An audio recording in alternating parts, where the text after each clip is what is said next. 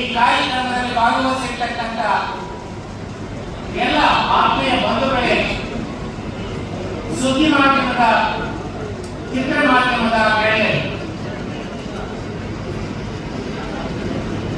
ಕೆಲವು ದಿವಸಗಳ ಹಿಂದೆ ರಾಮನಗರ ನಗರಸಭೆಯ ಆವರಣದ ಸಂವಿಧಾನದ ಪೀಠಿಕೆಯನ್ನ, ಅಂಬೇಡ್ಕರ್ ಅವರ ಪುತ್ಥಳಿಯನ್ನ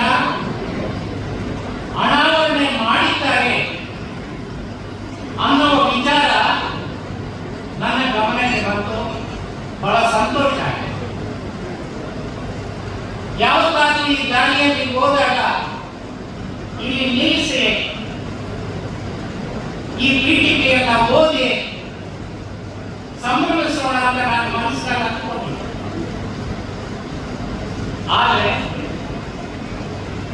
ನಗರಸಭೆಯ ಅಧ್ಯಕ್ಷರು, ಸದಸ್ಯರು, ಆಯುಕ್ತರು ಎಲ್ಲ ಸೇರಿ ಬಸವಣ್ಣನವರ ಪುತ್ಥಳಿಯನ್ನೂ ಸಹ ಅನಾವರಣೆ ಮಾಡ್ತಾ ಇರ್ತಕ್ಕಂಥದ್ದು ನನಗೆ ಇನ್ನೂ ಹೆಚ್ಚಿನ ಸಂತೋಷ ಆಯಿತು. ಈ ಕಾರ್ಯಕ್ರಮದಲ್ಲಿ ನನ್ನನ್ನು ಭಾಗವಹಿಸೋದಕ್ಕೆ ಅವಕಾಶ ಮಾಡಿಕೊಟ್ಟಿದ್ದಾರೆ ಇಲ್ಲಿನ ಅಧ್ಯಕ್ಷರು, ಸದಸ್ಯರು ಮತ್ತು ಸಿಬ್ಬಂದಿ. ನನ್ನ ಜೀವಮಾನದಲ್ಲಿ ನನಗೆ ಅತ್ಯಂತ ಪ್ರಿಯವಾದಂತ ವಿಷಯ ಅಂದ್ರೆ ಅದು ಭಾರತದ ಸಂವಿಧಾನ. ಅಷ್ಟೇ ಮಹತ್ವದ ವಿಚಾರ ನನಗೆ ಪ್ರಿಯವಾದದ್ದು ಅಂತಂದ್ರೆ ವಚನಕಾರರು ರಚಿಸಿರ್ತಕ್ಕಂಥ ವಚನ.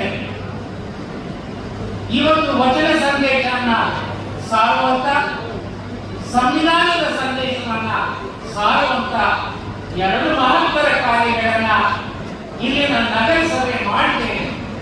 ಹಾಗಾಗಿ ಅತಿ ಹೆಚ್ಚಿನ ಸಂತೋಷ ನನಗಾಗಿದೆ. ಈ ದೇಶದ ಯಾವುದಾದ್ರೂ ನಗರದ ಆವರಣದಲ್ಲಿ, ಒಂದು ನಗರಸಭೆಯ ಆವರಣದಲ್ಲಿ